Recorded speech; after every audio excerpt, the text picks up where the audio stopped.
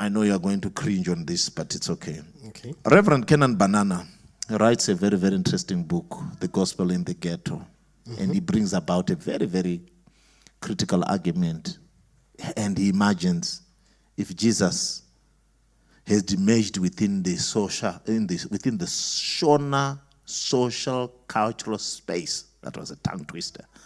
Shona social cultural space. There in Mzaraban and Bikita and Berengwa, moving around within those villages, you will be sure what we eat for Lord's Supper would not be bread and wine.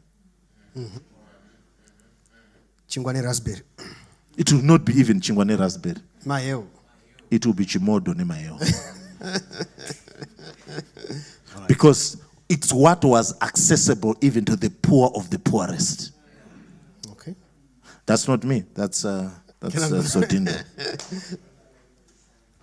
So when people now are under colonization, yes, what affects them religiously?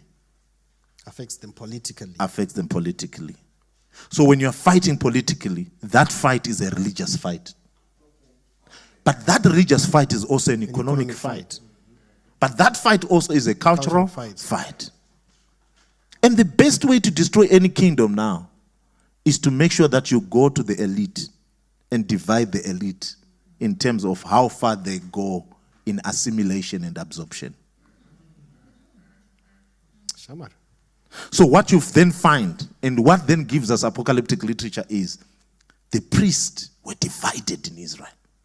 Some were saying, let's take all of Babylon. Some saying, let's take part. And you know what is interesting? When they went to build Jerusalem, do you know what Jerusalem resembled?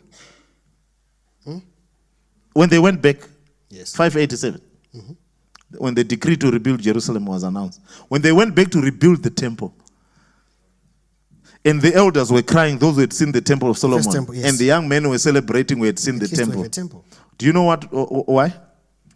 Because the temple that they built resembled the temples in Babylon. Oh. Because that's what they had seen. In fact, when they went back, some of them could not even speak their language. Yes. Most of them.